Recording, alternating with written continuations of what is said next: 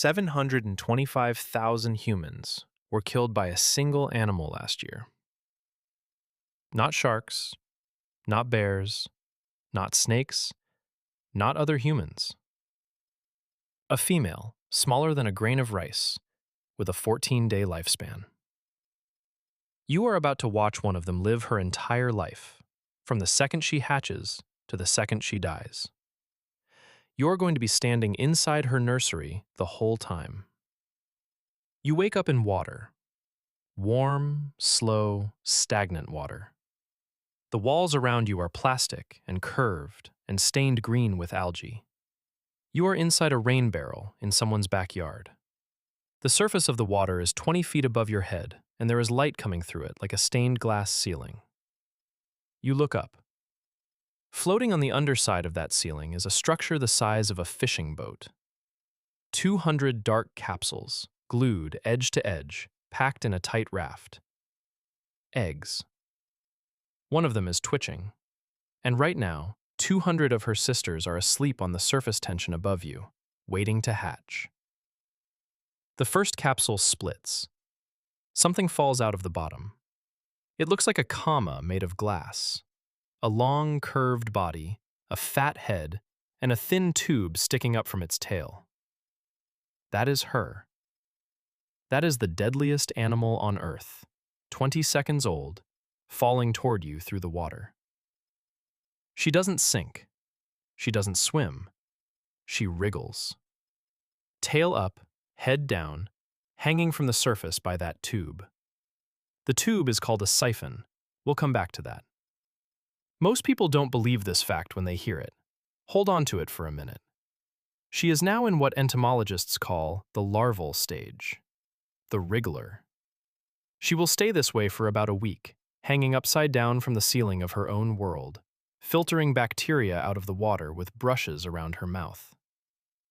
In a 2019 study published in the Journal of Medical Entomology, researchers at the London School of Hygiene and Tropical Medicine found that a single Aedes aegypti larva will filter roughly 2 liters of standing water through her body before she's done growing. That's the whole rain barrel, 4 times over.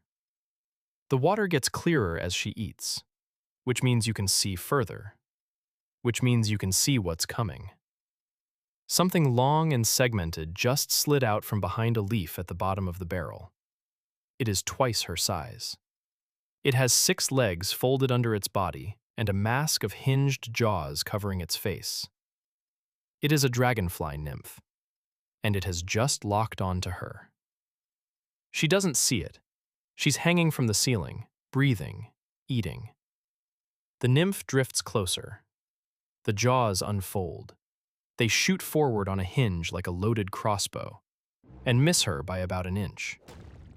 She wriggles. She drops. She survives. The nymph recocks its jaw and waits. She has no idea you're watching. She is about to do something 6 times more complicated than you think a mosquito can do. Day 8. She stops eating. Her body shortens. Her head fuses with her thorax and curls forward. And now she's not a comma anymore. She's a question mark. This is the pupal stage, the tumbler. Inside that question mark shell, her entire body is being disassembled and rebuilt. Wings are forming. Legs are unspooling. A proboscis is being constructed from the front of her face like scaffolding. 48 hours pass. The pupal shell cracks open at the surface, and she stands on the water. On the broken back of her own old body, wings folded wet against her side, 6 legs splayed flat against the surface tension.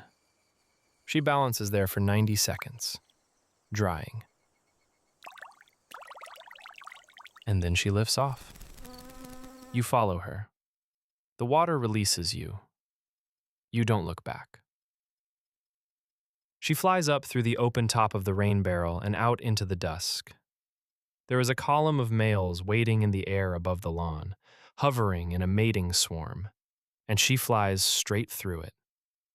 They find her by the pitch of her wing beat, 500 wing beats per second. The males vibrate at a slightly higher frequency. At your scale, you hear it, a flat hum in your chest from her, a thinner whine above it from him. And when one of the males drops his pitch to match hers, the two notes lock together and make a third one, a chord. The whole swarm hears it. The column visibly tightens around the pair. The other males back off. That's how she chooses one. By music. She mates once. In her entire life, she will mate exactly once. The sperm gets stored in a small organ inside her abdomen, and she will dose it out for every egg she ever lays. Let that land for a second. But now she needs blood. Not for her, for the eggs. Females need a protein meal before they can produce a clutch. So she lifts away from the swarm and starts hunting. She follows the carbon dioxide trail of something exhaling, about 30 feet away. You follow her through an open window. There is a person sleeping on a bed, one arm hanging off the side. She lands on his forearm. You land beside her.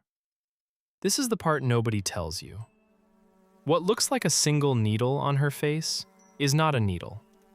It is a sheath. Inside that sheath are 6 separate tools. 6. 2 of them are serrated blades called maxillae. They saw down through the skin. 2 more are called mandibles, flat blades. They pry the wound open and hold it that way. One is a tube called the hypopharynx, and through it, she pumps saliva loaded with anticoagulants so the blood doesn't clot. And the 6th, the last one, is the labrum, the drinking straw. It hunts. Inside the wound, the labrum bends and probes through the tissue, listening for blood pressure, looking for a capillary. When it finds one, it threads itself inside. She drinks. Her abdomen, almost transparent, starts to fill from clear to dark red. She doubles in size in 90 seconds. The man does not wake up. She lifts off heavy. 3 times her body weight in human blood, slung under her like a fuel tank. She can barely fly. She wobbles back out through the window, finds a leaf on the side of the house, and rests. For the next 2 days, her body does something specific. It converts the blood into yolk. The protein becomes eggs. 300 of them, packed into her abdomen like ammunition. She flies back to the rain barrel. She lands on the surface tension, right above where you're still standing. And she starts to lay. You watch from below. Each egg comes out white and soft. She twists her abdomen and presses it against the egg already next to it, and a clear cement glues the two together. Then the next one. Then the next. Slowly, the shape forms. It is the exact same shape that was floating above your head when you woke up. The same dark capsules, the same tight raft, the same fishing boat outline against the light.